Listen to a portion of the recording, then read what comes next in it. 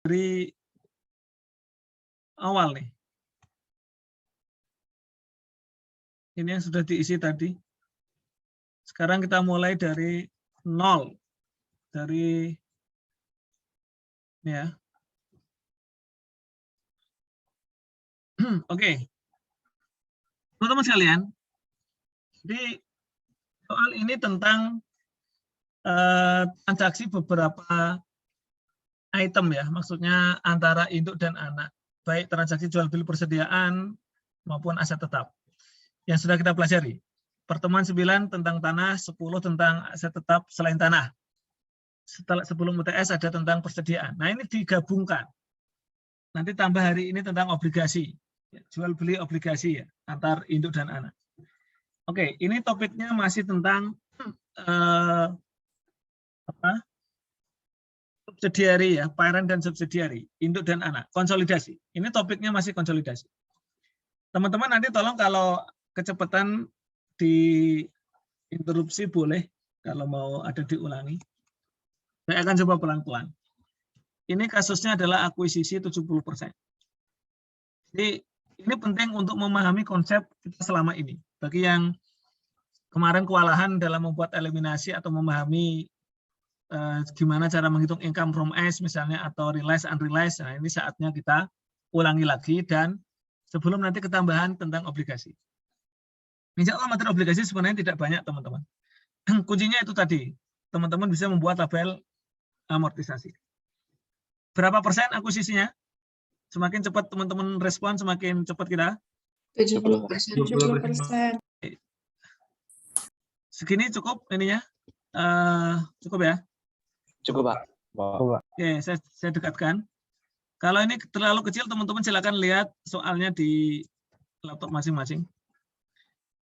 Akuisisi berapa? S-nya berapa? Equity-nya apa? Nilai equity S berapa? Karena itu tidak disebutkan berapa harga belinya ya. Jadi kita harus hitung total ekuitas S berapa saat pembelian? 300 juta. Nah, ekuitas PT Rasa modal saham 200 juta. Oke, tambah saldo laba RE 100 juta. Jadi total 300 juta. Ada excess value berapa tadi? Excess value-nya berapa? 50 juta, Pak. 50 Transaksi itu, juta. nah ada excess value 30 juta dan itu larinya ke paten.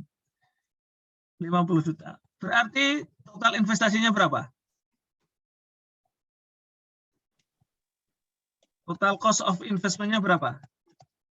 Excess value itu total cost dikurangi total ekuitas S. Berarti berapa totalnya? 350. 350 itu 100%, betul nggak? Kita terbiasa kalau ngitung excess value kan di 100% kan dulu, betul nggak? Iya, Pak. Nah, berarti total investasinya itu 350. Jadi berapa persen kita? 70, Pak. Nah, berarti 70. Nah, kita nyari yang ini. Biasanya kalau di soal kan diketahui ininya. Diketahui berapa nya, investasinya itu nilainya berapa, 70%. Sekarang kebalik. Berarti kita harus nyari, kalau 100% 350, kalau 70% berapa? 245. Nah, inilah saldo awal investasi kita. Jadi nilai investment in S itu ini. Itu nilai investasinya awal itu 245. Bisa dimengerti? Bisa, Pak. Oke. Bisa, Pak. Terus dari nanti ada paten ya, nilai paten. Patennya 10 tahun. Tadi berapa nilainya paten? 50 ya? 50. Ya. Nanti amortisasi per tahunnya berapa? 5 juta. 5 juta. 5 juta. Oke. Oke. Kemudian ada transaksi apa itu? Transaksi apa? Ada transaksi apa tuh? Inventory. Penjualan inventory, Pak. Transaksi terkait dengan inventory. Upstream atau downstream itu penting. Down. Apa? Downstream. Please kasih kode DS downstream. Berapa nilai salesnya berapa itu? 2019 ada transaksi penjualan berapa? 500 juta. 500 juta. Tulis. 500 juta. Terus kemudian ada untung berapa? 20%. 20%. Kita nyebutnya profit ya, untuk inventory nyebutnya profit, kalau aset tetap kita nyebutnya gain, biar inilah. Profit itu labanya adalah 20% dari harga jual. Artinya 20% dari ini harga jual, 100 juta. Kemudian akhir 2019 25% dari barang yang dagangan masih menjadi, berarti ada yang unrealized. Berarti unrealized-nya berapa, teman-teman? 25%. 5% kali ini. Oke. Kemudian unrealized profit ini kita asumsikan realize nggak di 2020? Iya. Iya, Pak. Ya, walaupun ini nggak ada keterangan, asumsinya dalam berikutnya realize. Karena persediaan itu nggak lama ya. Akan realize. Ini di 2020 itu ada profit 2019 yang realize. Berapa? 25. Kemudian di 2020 ada penjualan juga, sales 2020. Berapa? 400 juta. Yang nomor D, nomor C. Jadi kita kumpulkan dulu ya, sesama inventory kita kumpulkan dulu. Berapa? 600 juta. 600 juta. Ada profit berapa? 20%. 20%, Pak. Berarti berapa 20%-nya?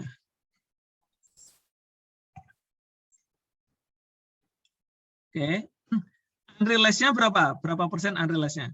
30%, Pak. 30%. Jadi kita asumsikan di 2020 itu sama dengan 2019 ya. Maksudnya margin labanya itu laba dari harga jual, 20% dari harga jual. Walaupun di soal nggak disebutin ya, yang C itu 20% dari apa, tapi kita asumsikan sama ya, karena yang tersedia adalah harga jual. Jadi 36. Sampai di sini ada pertanyaan teman-teman? Halo? Ada pertanyaan? Dari saya belum, Pak. Yang lain? Bisa diikuti yang lain? Bisa, Pak. Bisa, Pak. Oke.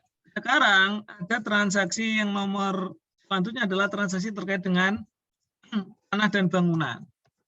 Ada tetap. Downstream atau upstream yang B itu? Upstream, Pak. Jadi ini A dan C ya. Nanti saya berharap teman-teman nyobaan sendiri. Jadi Excel ini tidak saya kasih ke teman-teman. Teman-teman nyoba sendiri.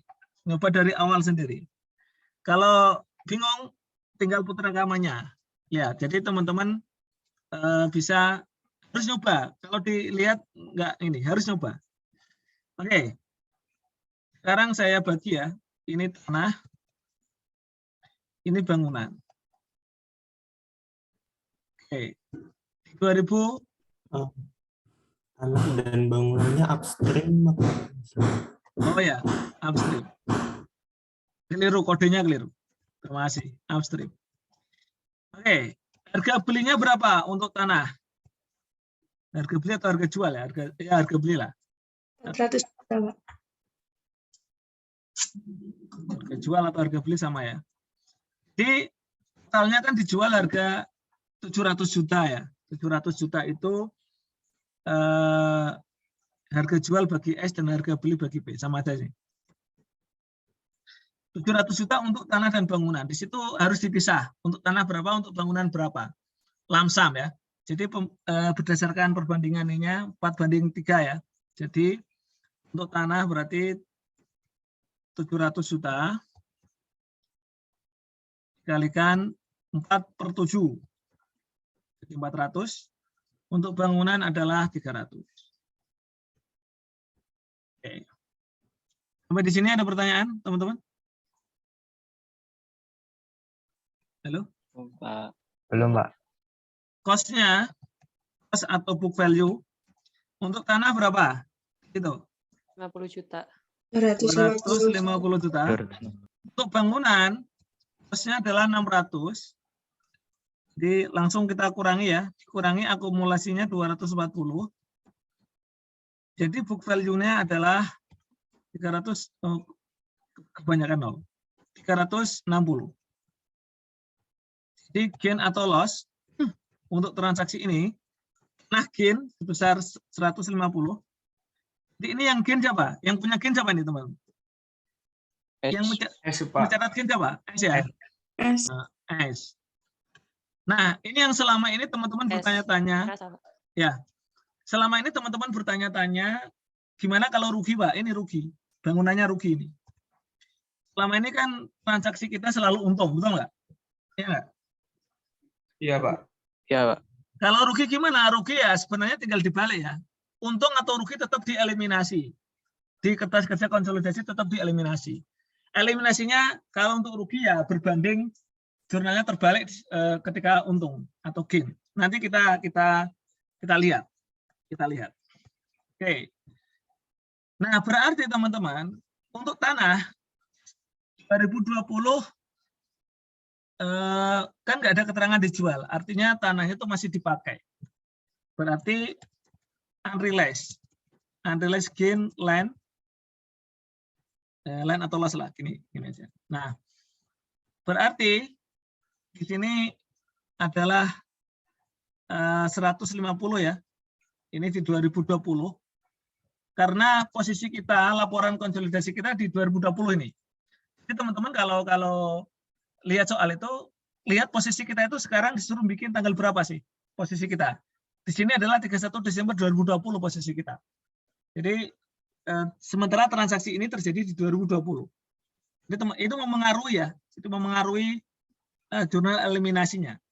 Jadi ini tahun pertama ini, tahun pertama saat penjualan. Kemudian unrealized-nya loss ya, kalau bangunan loss itu 60 juta. Oke. Kemudian saya tanya teman-teman, untuk tanah ada nggak yang realize di 2020? Ada nggak?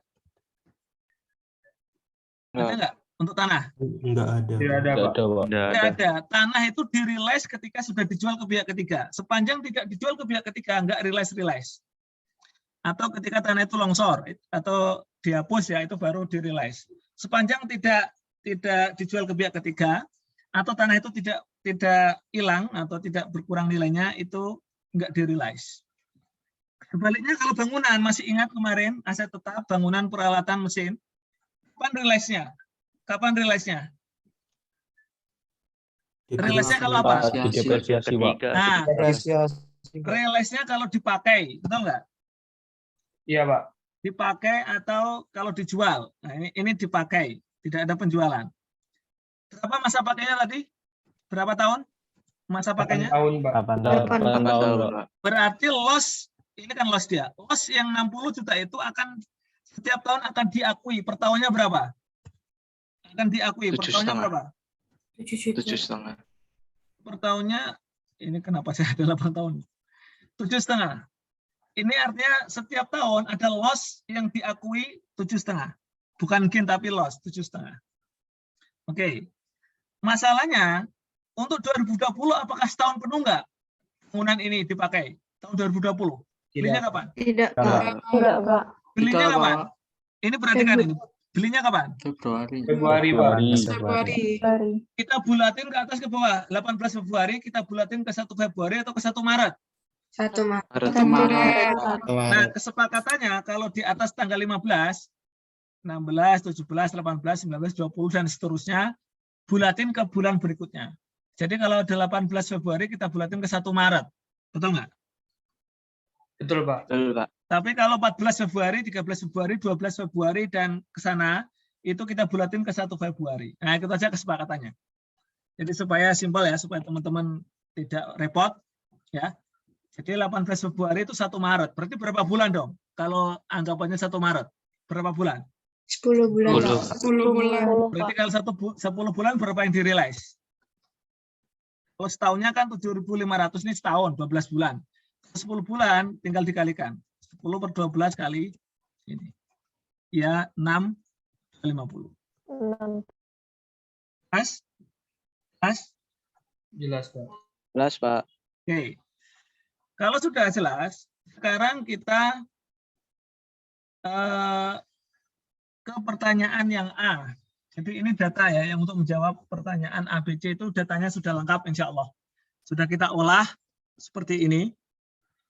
Pertanyaannya adalah income from S. Income from S. Jadi ini metode ekuitas. Jadi kata-kata income from S itu adanya cuma di metode ekuitas. Jadi ini income from S. Kita langsung saja 2018, 19, dan 2020. Nah ini penting untuk menghitung income from S. Oke. Income from S itu dimulai dari net income S. Jadi teman-teman bisa langsung dikalikan, bisa kalikinya belakangan dulu. Oke, kita coba yang dikalikan belakangan dulu, biar teman-teman tidak bingung. Berapa income from S? Ada di soal. Tahun 2018 berapa teman-teman? 200. 200 Juta, Pak. 200 juta. 19? 240. 200 juta. Oke. 2020. 300. 300. Nah, itu yang pertama dimulai dari net income. Yang kedua adalah amortisasi, excess value tadi, amortisasi excess yang tadi. Apa ya? Tadi kelebihan 50 kemana? Amortisasinya kemana tadi? Pak? Paten ya? Dan, Pak. Paten. Amortisasi paten ini setiap tahun 5 juta itu menambah atau mengurangi? Mengurangi. Ada amortisasi Mengurangi, yang Pak. menambah atau amortisasi yang mengurangi. Kalau amortisasi menambah Mengurangi. itu yang over value, kalau mengurangi itu yang under value. Nah, kalau paten ini yang awalnya nggak ada jadi ada, berarti paten ini sebenarnya under value. Jadi sebenarnya Mengurangi. Mengurangi. jadi setiap tahun akan berkurang 5 juta. Nah, kita pasang dulu. Ngaliinnya di belakang ya, mengalihkan dengan kepemilikan nanti setelah total aja. Jadi ini kita hitung semua, nanti di akhir kita tinggal bagi untuk P 70%, untuk NCA 30%. Jadi nanti ngaliinnya di belakang saja. Oke. Terus, apalagi? Setelah ada net income, amortisasi adalah unrealized. Teman-teman mau unrealized apa dulu yang mau ditulis? Unrealized and realized. Apa dulu? Urut aja, Pak. Urut. Nanti profit 2019. Saya tulis di sini. Berarti kejadiannya di 2018, 19. Berarti 2018 nggak ada ya, adanya di 2019. Berapa? Apa tadi? 25. 25 ini tandanya negatif. Unrealized tandanya negatif. Profit ya. Unrealized profit tandanya negatif, unrealized loss tandanya positif. Kebalikan. Jadi kalau unrealized profit itu mengurang, negatif. Kalau realized itu positif ya. Realized profit positif, realized loss negatif. Jadi kebalikan. Jadi ini positif. Realized 2019 kejadian di tahun berapa teman-teman? Realized profit 2019 terjadi. Nah, teman-teman lihat ini ya, lihat tahun ini yang ini, lihat yang ini. Ini penting tahun ini ya, ini tahun ini penting. Jadi teman-teman bisa menaruh ini di mana? Ini penting. Nah, oke. Jadi ini kejadiannya di 2020 positif, realized profit positif. Terus apa lagi? Unrealized profit 2020. Ini masih inventory ya, 2020. Berapa? 36. 36 juta. Loh, sebentar kok. Nah, kok ini? Kok berbuat? Oke, unrealized profit 36 ya. Saya taruh sini. Oke. 36. Ya, lanjut. Oke. Kasih tanda ini supaya teman-teman tidak salah. CS. Downstream. Pengaruh ini penting. Gimana? Unrealized, Pak. Adanya negatif. Unrealized, Pak, negatif. Betul, negatif. Nah, oke. SDS penting. Setelah itu baru kemudian tanah. Unrealized gain tanah. Jadi bedain ya antara tanah dan bangunan ya. Tanah itu gain. Ya. Gain. Kalau unrealized gain tanah berarti tandanya negatif ya. Nih. Oke. Terus kemudian building. Building 60 tandanya positif atau negatif? Unrealized building. Positif. Positif, Pak. Oke. Positif ya. Oke. Realized ini unrealized loss building. Ini unrealized gain land. Terus di 2020 ada yang realize nggak building? Realize loss. Itu Ada. angkanya Ada, masih Pak. salah, Pak. Ada, Pak. Nah, apa? Realize loss building berapa? 6.250.000. 6.200.000. Positif atau negatif? Negatif, Negatif, Pak. Pak. Kalau realize loss negatif ya, kalau realize profit positif. Kebalikan. Ya, jadi ini 620. Oke, sudah selesai kita. Ada pertanyaan? Halo? Ada pertanyaan? Jelas? Dari saya sudah jelas, Pak. Yang lain? Jelas, Mas, Pak. Pak. Oke, total. Total.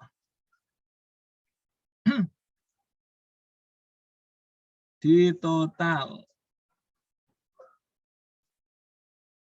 Tadi, sebentar.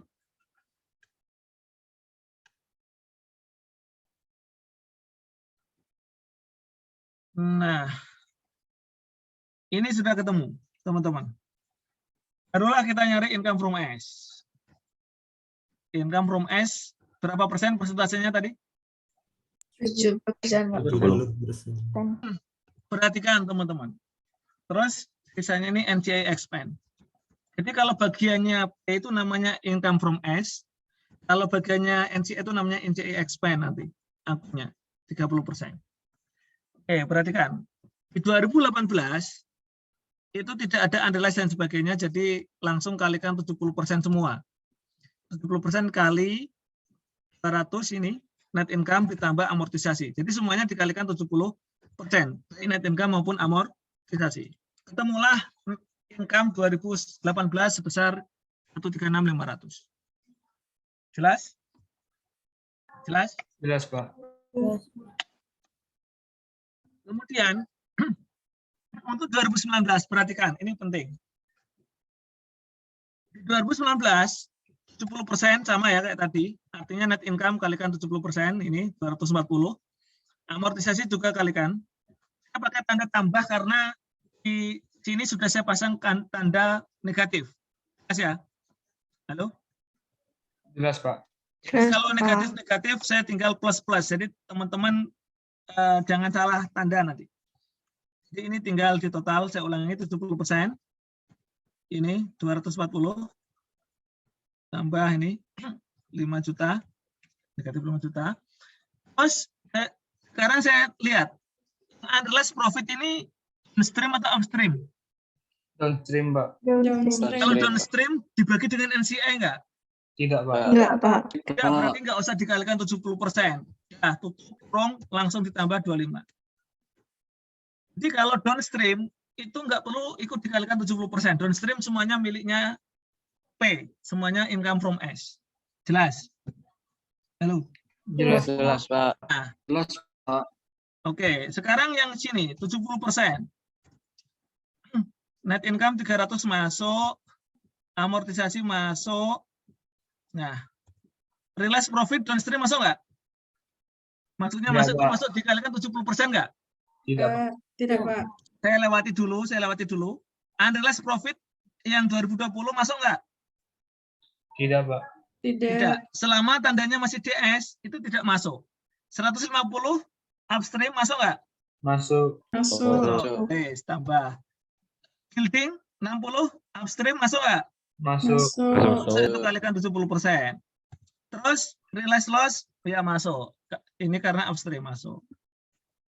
Nah, yang tadi yang unrealized yang downstream kurung di luar kurung baru ditambah ini, baru ditambah ini. Jadi artinya yang downstream itu di luar kurung. Di luar kurung itu artinya enggak kita ikutkan dikalikan 70%. Temulah angka ini. Silahkan kalau ada pertanyaan. Ini saya tandai upstream.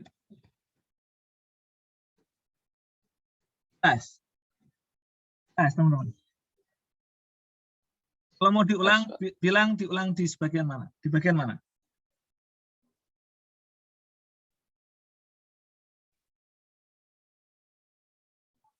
Halo?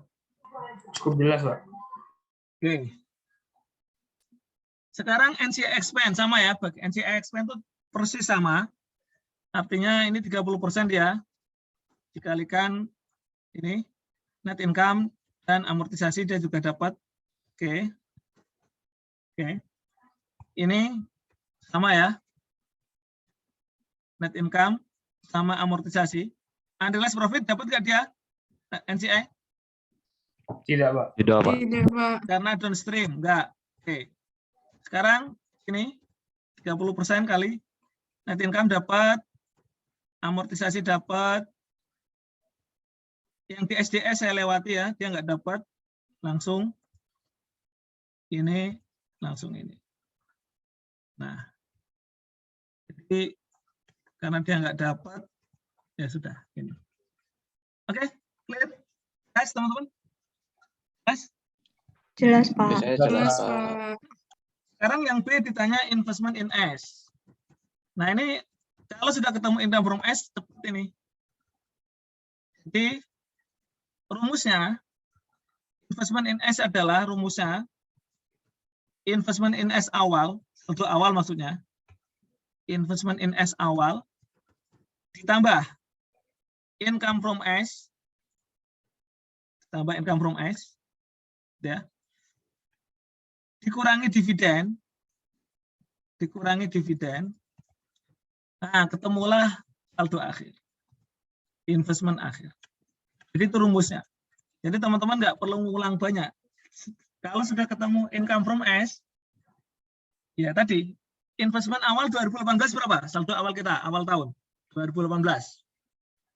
245. 245 ini. Nah ini yang tadi. Nah ini 245 ini. Investasinya P. Cost awalnya 70% itu 245. Oke. Income from S 2018 berapa? Langsung di atasnya itu. Berapa? 136. Ini. Oke ya. Oke. 136.500. Dividennya berapa? Dividennya 2018 berapa? Di soal. 80 juta. Nah, 80 dikalikan berapa persen? 70%. 70%. Nah, langsung kalikan 70%. Negatif ya, tandanya negatif ya. Jadi mengurangi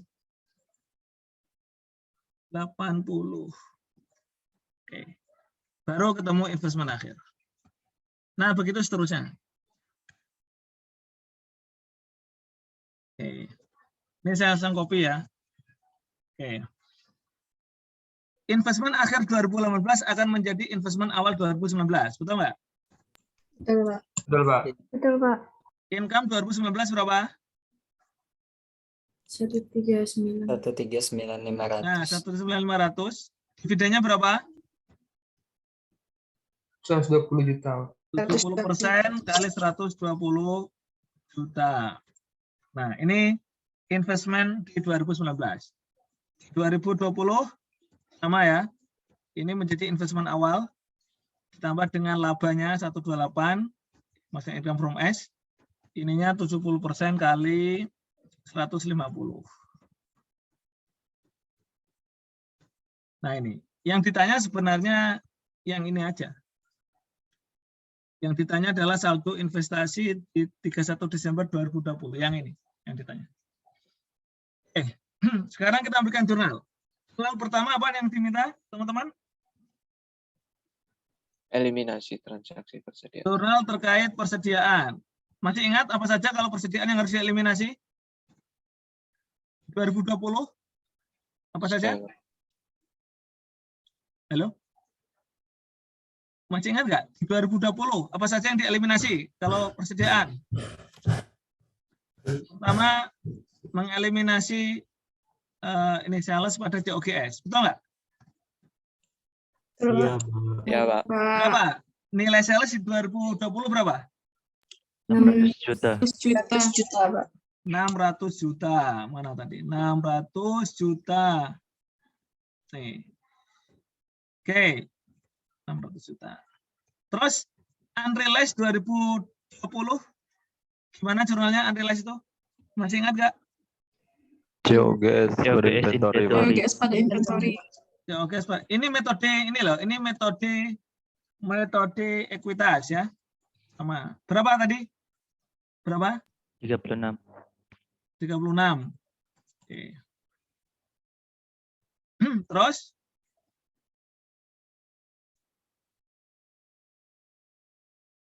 halo? Realize Realized profit berapa? Realize profit di 2020 berapa? 25. 25 juta. 25 juta. Investment. Investment in S pada GS. COGS. oke, sebesar 25. Nah, ini teman-teman mengulangi lagi ya. Ini downstream ya, downstream. Jadi teman-teman lihat slide yang pertemuan 7 ya. 97, 6 dan 7. 6 itu downstream, 7 itu upstream. Persediaan. Lihat lagi jurnalnya biar nggak lupa. Yang nomor 2 adalah aset tetap. Tanah dulu. Ini karena di 2020 maka kan ini upstream nih, upstream. Maka untuk tahun pertama, ini kan tahun pertama, 2020 tahun pertama penjualan. Jadi tidak ada, masih ingat nggak? NCI itu munculnya di 2000 di tahun kedua dan seterusnya, betul nggak, teman-teman? Ya nggak? Ya, Pak. Di tahun pertama itu sama, mau equity method sama gain online pada Land. land. Nah, itu mengulangi lagi yang tahun pekan kemarin. Jadi pada land. Nah, pada land. Sebesar 150 juta. Saya tulis langsung ya, 150 juta. Kurang 01. Oke. Untuk building tadi rugi atau untung building tadi? Loss atau gain? Loss. Kalau loss jurnalnya gimana? Kebalikan dengan land. Yuk. Building pada loss. Building pada loss on Building pada loss on sale. ini unrealized ya, ini unrealized ya, ini unrealized. Pada loss on building lah ya. Sebenarnya namanya itu lengkapnya loss on sale of building. Tapi biar cepat loss on building nggak apa-apa ya. Besar berapa? 60 ya, 60 juta. Terus yang realized building tahun 2010 berapa tadi? 6.250. Tadi loh. Nah, ini 62 ini ya, 6250. Gimana? Karena ini loss, kalau kan akumulasi di debit, depresiasi di kredit. Kalau gain, realized gain. Kalau loss gimana? Depresiasi pada akumulasi. Nah, ini kebalikan. Jadi expense-nya nambah, makanya berkurang labanya, loss-nya diakui. Dengan cara menambah expense. Akumulasi depresiasi. Sebesar tadi 6250. 6250 dari mana? Dari yang awalnya 7,5 tadi per tahun. Gain-nya kan total 60. 60 dibagi 8 tahun kan 7,5. Karena di 2020 cuma 10 bulan dari Maret ya. 18 Februari dibulatin Maret. Jadi 6250. Oke, terakhir apa? Belum terakhir. Apa teman-teman? Yang nomor 3 apa? Diminta jurnal apa? Eliminasi. Resiprokal, Pak. Berarti income from S. Total. Ya, pendapatan investasi itu maksudnya income from S pada dividen S dan pada investment S. Berapa? Di 2020 berapa tadi income from S? Berapa? 128, 125.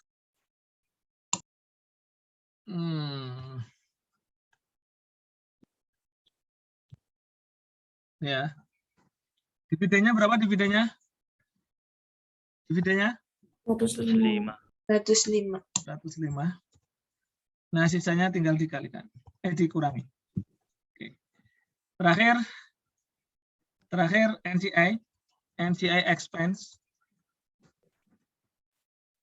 pada dividen S pada NCI. Berapa NCI expense di 2020? Berapa tadi? Nih, lihat. 25. 59 juta. Nih, 59625 ya. Sesuai perhitungan Iya. tadi. 59 nih. Dividennya berapa dia?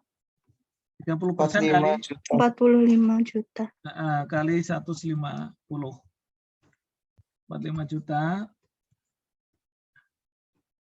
Selesai.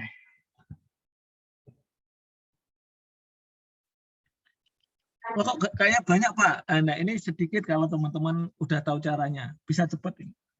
Bisa cepat. Oke. Silakan kalau ada pertanyaan. Kalau mau diulangi silakan sampaikan.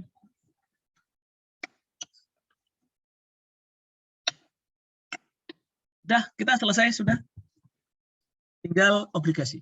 Istirahat dulu. Gimana? Clear? Fendi gimana, Fendi? Bisa diikuti? Bisa, Pak. Bisa menjelaskan ke teman-teman yang lain? Insya Allah bisa, Pak. Oke. Besok mau gantiin saya jelasin kelas 527? Besok saya Sempat ulangi dulu. lagi nih. Besok saya ngulangi lagi. Atau putar aja rekamannya ya. Rekaman kelas ini suruh nonton kita aja ya. Lah saya akan ngulangi hal yang sama ini. Jelasin hal yang sama ini. Ngetik hal yang sama lagi. Mulai dari nol lagi saya ngetik lagi gitu kan. Enaknya gitu aja kali ya. Jadi silakan lihat rekamannya 526 gitu ya. Biar ini. Jadi tinggal ngobrol-ngobrol gitu ya. Oke, Tio gimana Tio? Aman Tio? Tio Budi? Aman? Oh, aman Pak, tapi ini lagi ngerender jadi Bapak bilang ada macet-macet. Tapi Oh ya. nangkep saya Pak. Oke, siap. Ica Oh, gimana saya- Pak? Ya, Ya. sip. Patricia, Ica gimana Ica? Masih bisa mengikuti, Pak. Oke ya. Itu penting itu. Jadi itu merefresh. Jadi selama ini teman-teman mungkin belum ketemu loss ya. Sekarang ada loss. Jadi loss itu perlakuannya berlawanan dengan gain. Tetap dieliminasi, tapi jurnal eliminasinya kebalik dengan gain. Oke, cukup. Mau istirahat berapa menit sebelum kita ke obligasi. Sambil yang belum dapat slide-nya, silakan di-download slide obligasi. Teman-teman yang sit-in boleh dikasih lah. Teman-teman yang sit-in silakan dikasih. Insya Allah nggak ada revisi sih. Paling nambah sedikit, tapi insya Allah nggak ini. Oke? Mau istirahat atau mau lanjut?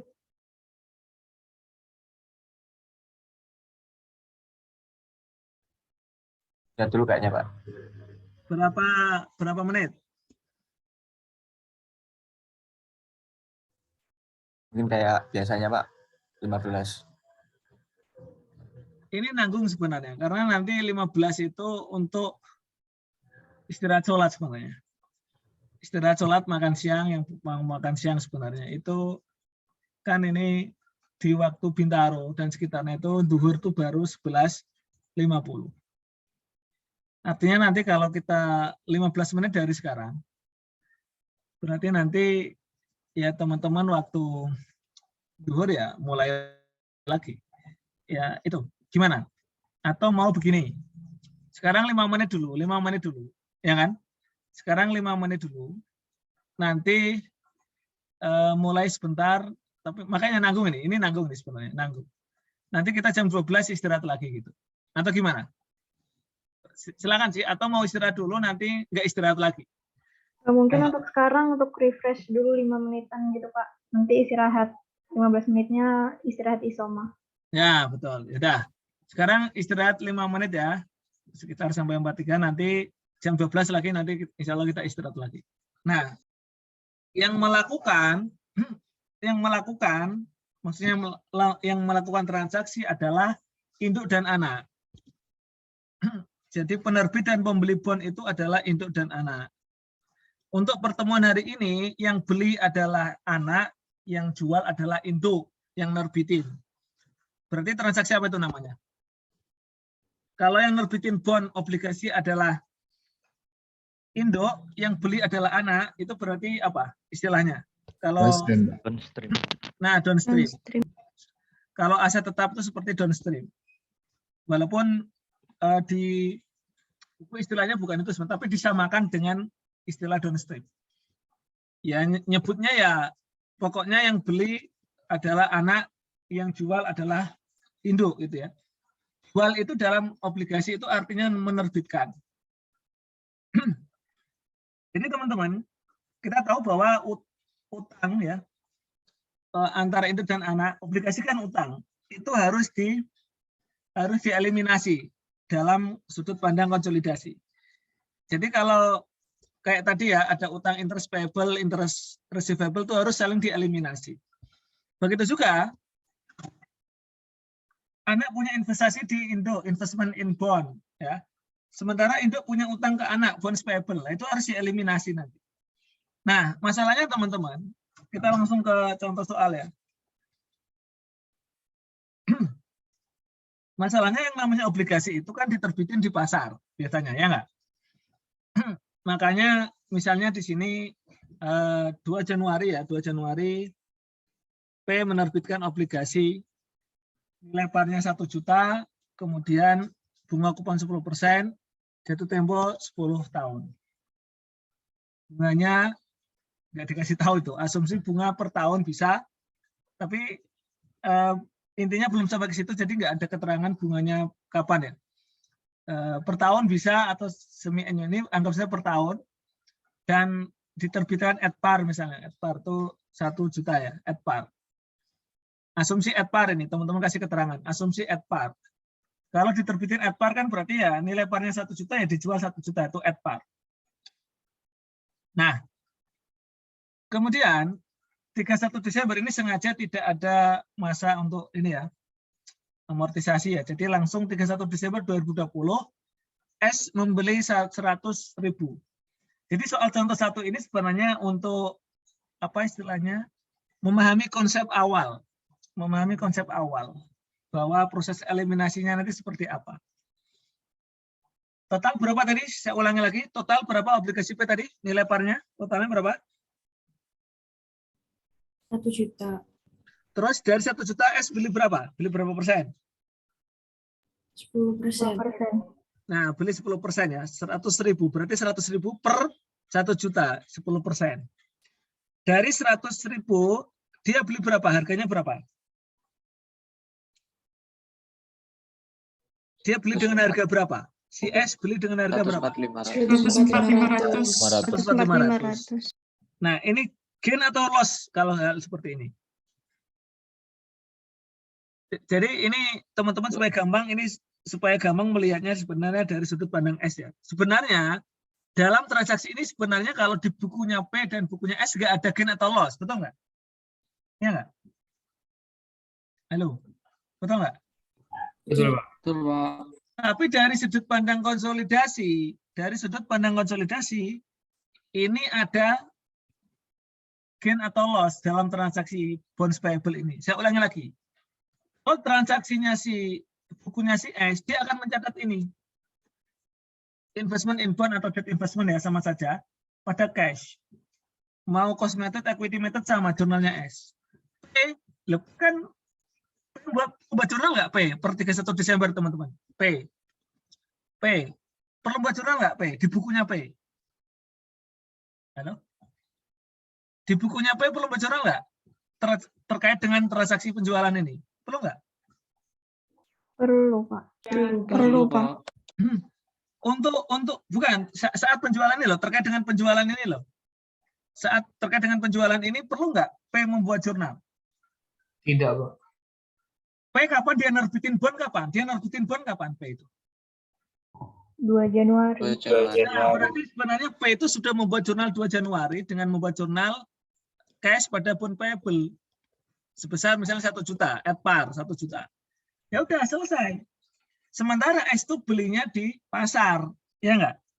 Jadi sebenarnya P terkait dengan penjualan ini, terkait dengan ini loh ya, itu tidak membuat jurnal si P terkait dengan ini. Beda dengan nanti kalau ada penyesuaian untuk yang equity method, itu lain lagi. Tapi maksud saya terkait dengan transaksi pembelian investment ini, itu si P nggak membuat jurnal. Gitu. Jadi sebenarnya nggak ada gain atau loss dari transaksi ini di bukunya masing-masing. Betul nggak? Betul nggak? Betul, Pak. Nah, tapi dari sudut pandang konsolidasi, P punya utang ke S berapa? Bond payable-nya. Berapa tadi? Bond payable-nya? Berapa, teman-teman? 100.000. 100.000. Sementara investment in bond-nya 104.500. Jadi ini gain atau loss dari sudut pandang konsolidasi? Loss, Pak. Ya, Pak. Loss. Uang nilai investasi 104.500 kok utangnya cuma 100.000. Jadi sebenarnya ada loss di sini. Jadi untuk menentukan gain atau loss itu teman-teman enaknya sudut pandang S deh, biar gampang. Enaknya dari sudut pandang S. Tapi sudut pandang P juga nggak apa-apa. Maksudnya begini, perhatikan. Teman-teman lihat, nilai bukunya P berapa tadi? Obligasinya P, teman-teman. Obligasinya P yang dibeli S berapa? Secara nilai bukunya berapa? 100.000. 100.000. Dibeli dengan harga berapa oleh S? 104.500. 104.500. Jadi nilai bukunya 100 tapi harus bayar 104. Itu dari sudut pandang P. Ya enggak? Tahu enggak? Halo? Ya, Pak. Ya, Pak. Nah, itu gampangannya gitu. Kalau teman-teman sudut pandang gain atau loss bisa sudut pandang P gitu. P berapa nilai yang dibeli? 100.000. Tapi harus bayar berapa nanti? 104. Karena investasi 104. Jadi akan lagi. Nah, ini namanya loss on constructive retirement. Maksudnya apa? Begini. Sebenarnya dari sudut pandang yang real, utang ini dibayar nggak teman-teman? Per 31 Desember. Sudah dibayar belum? Dari PKS sudah dibayar belum sebenarnya? Obligasi ini. Sudah dilunasi belum obligasi ini?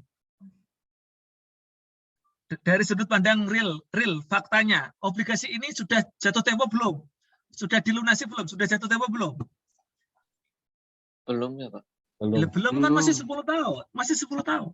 Jadi masih lama jatuh temponya. Akan tetapi dari sudut pandang konsolidasi, karena ini harus dihapus. Dihapus kan berarti seolah-olah dilunasi, betul nggak? Dihapus itu. Retirement. Makanya barulah muncul loss atau gain di sini. Ingat, ini hanya untuk keperluan konsolidasi, bukan untuk keperluan di bukunya P dan bukunya S nggak ada jurnal. Maksudnya nggak ada proses ini. Ini hanya untuk ya penghapusan bond dan investment ini hanya untuk kepentingan konsolidasi. Makanya warnanya biru. Saya ulangi lagi, dari sudut pandang konsolidasi karena harus dihapus berarti ada loss atau gain. Dalam kasus ini ada loss. Kenapa? Ya ini investasinya lebih gede dibanding dengan book value bondnya, gitu ya. Jadi sudut pandang P ya dia harus melunasi lebih gede gitu ya, loss gitu ya. Itu namanya loss on constructive. Makanya kata-katanya constructive retirement. Artinya apa? Penebusannya itu bukan penebusan yang real retirement tapi konstruktif. Seperti itu. Intinya pokoknya ingin menghilangkan akun bond dan investment lah. Jadi karena itu akun resiprokal jadi harus dihilangkan. Oke, clear? Clear? Clear? Clear, Pak. Jadi sebenarnya untuk obligasi itu ini jurnal pertama yang harus dibuat, yaitu jurnal ini, jurnal untuk menghapus bond dan menghapus investment in bond. Yang nomor 2 adalah jurnal untuk menghapus interest expense dan interest income nanti. Karena ini di tahun pertama nggak ada bunga ya, jadi nggak ada interest expense sama interest income. Nanti di contoh kedua ada. Karena yang namanya obligasi, si S akan dapat interest income, si P akan bayar interest expense. Betul nggak? Betul nggak?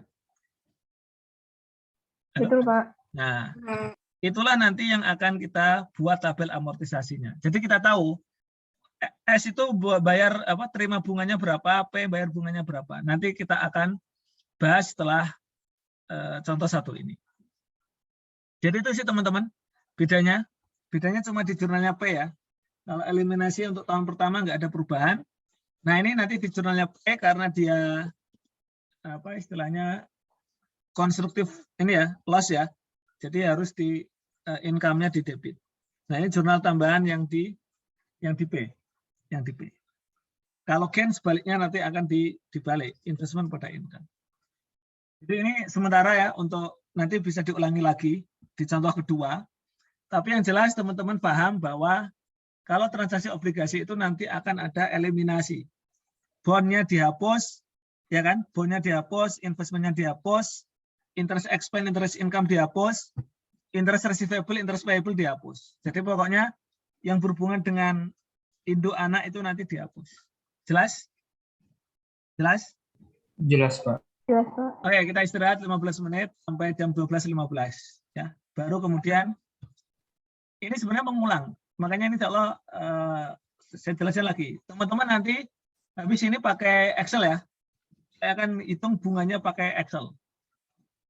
Teman-teman bikin tabelnya pakai Excel. Jadi teman-teman untuk pelajaran hari ini tolong bikin template sendiri. Kalau sudah punya di AKM 2, ya di ini lagi, dibuka lagi filenya, di save as lagi. Teman-teman punya nggak template untuk bikin tabel amortisasi? Punya nggak? Termasuk menghitung persen value, punya nggak? Punya, Pak. Ada, Pak. Nah, yang belum punya silakan tanya temunya. Itu kita akan pakai di sini. Kita akan pakai. Cara menghitung persen value, cara menghitung tabel amortisasi lengkap, itu teman-teman buka lagi filenya di AKM 2. Oke, akan kita pakai di sini. Jadi kita istirahat dulu 15 menit, kita ketemu sekitar 12.15. Terima kasih ya, istirahat dulu ya, silakan. Oke, sudah fresh ya? Sudah ada yang makan nasi? Atau makan cemilan?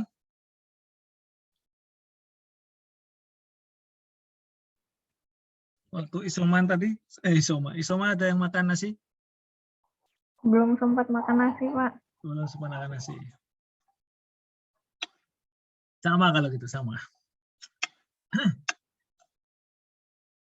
Oke. Kita lanjutkan ke slide berikutnya. Jadi ini kita sudah membuat tabel amortisasi. Jadi begini teman-teman. Jadi ini ceritanya antara P dan S itu beda ya, beda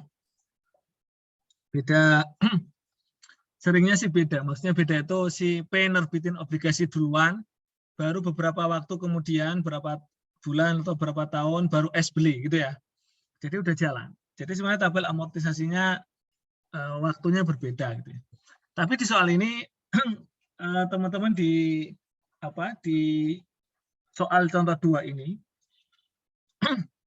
itu pertama diminta untuk menghitung tabel amortisasi ya, membuat tabel amortisasi, kemudian nanti membuat jurnal eliminasi. Kata kuncinya tabelnya, datanya harus ada, data tabel amortisasi, karena nanti untuk mengetahui berapa interest expense, interest income itu adanya di tabel, ya kan? Dalam pertemuan ini yang bertindak sebagai penjual tadi siapa? Yang punya bonds payable siapa? Yang mencatat bonds payable? Nah, si P. Yang mencatat investment in bond, yang beli siapa yang beli? S. Berarti yang punya interest expense siapa? Yang punya interest expense? P. Yang punya interest income adalah S.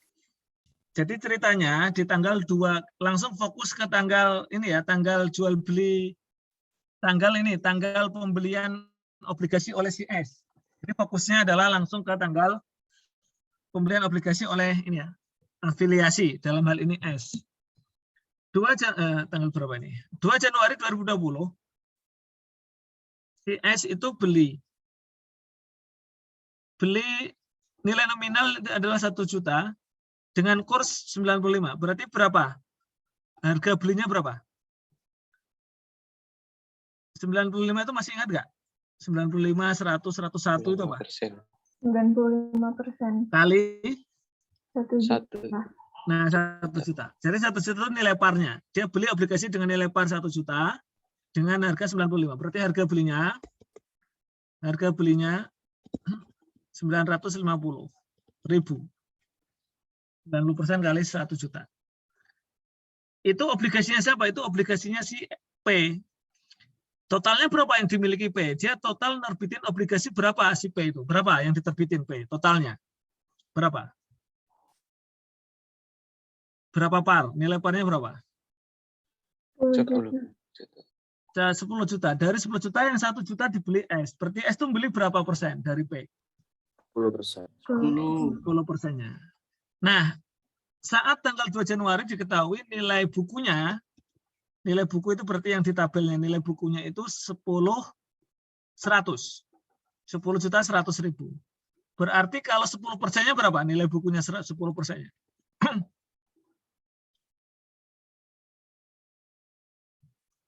Saya ulangi lagi. Si S kan beli punyanya si P. Beli 10%. Nah, harga belinya 950.000.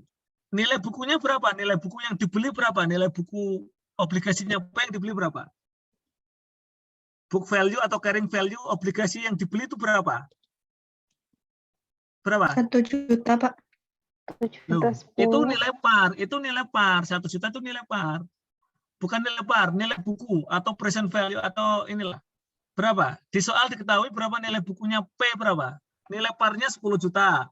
Dibeli 10% berarti dia beli 1 juta, ini nilai par 1 juta dari 10 juta. Nilai bukunya berapa? Nilai bukunya berapa? 100. Nilai bukunya berapa? Nilai bukunya total P 100. 10 juta 100. Berarti 10%-nya berapa? 1 juta 10. Nah, itu. Berarti teman-teman, ini untung atau rugi nih? Untung atau rugi? Dari sisi konsolidasi. Dari sisi konsolidasi untung atau rugi? Atau dari sisi P? Rugi. Loh, P punya obligasi nilai bukunya 1 juta 10. Tercatatnya 1 juta 10. Tapi dibeli S itu 150. Berarti harus bayar S berapa nanti? Harus bayar S 950. Nah, supaya gampang berarti ini untung atau rugi? Untung, Pak. Namanya gain.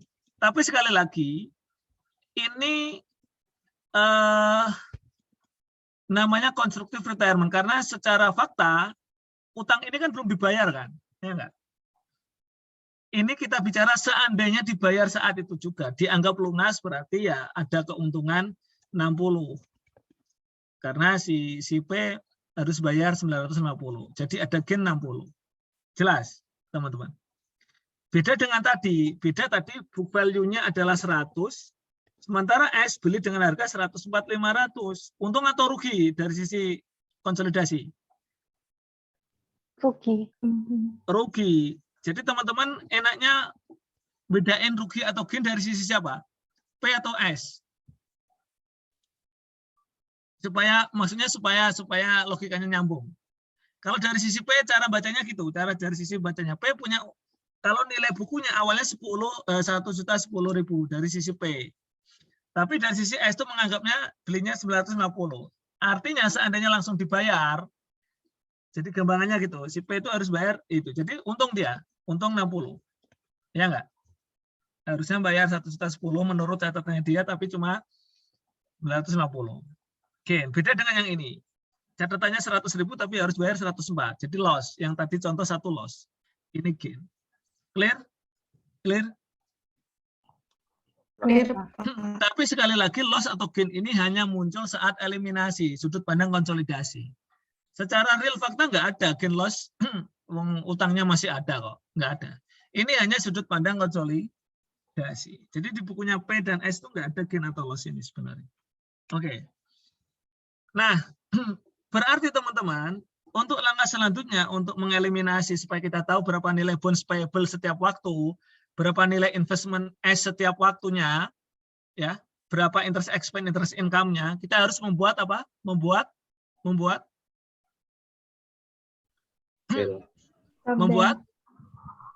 tabel Amortisasi, Pak. amortisasi. Nah, kita asumsinya menggunakan bunga efektif ya, effective interest rate method, yang artinya amortisasinya itu sesuai dengan suku bunga efektif atau suku bunga pasar. Saya langsung ke tabel. Saya langsung ke Excel ya, Excel yang saya buat yang kemudian dipindahin ke PowerPoint. Nih. Teman-teman yang sudah buka Excel, silakan buka Excel. Kita buka sama-sama. Saya akan buka Excel. Teman-teman mau bikin punya siapa dulu? P atau S dulu, tabel amortisasinya. Ayo pilih. Ingin siapa dulu? P dulu aja mungkin, Pak. P. Nah, teman-teman, ini cepat kalau teman-teman sudah punya template-nya. Template seperti ini. Mana, kelihatan nggak? Sudah kelihatan? Sudah kelihatan? Sudah kelihatan? Sudah, Pak. Sudah, Pak. Oke, kosongan ya, kosongan. Nah, ini kosongan. Tabelnya masih kosong, lihat. Tabelnya masih kosong. Oke, tabelnya masih kosong. Sehingga kita lihat soalnya. Nah, ini soalnya. Oke, ini lihat soalnya. Jadi tadi dari sisi P tadi per 1 Januari, berapa nilai bukunya dia? Berapa nilai bondnya dia tadi? Berapa? Berapa? 1 juta. Oke, taruh di samping ya, taruh di samping ya. Nanti harusnya yang di sini, nah di sini, yang saya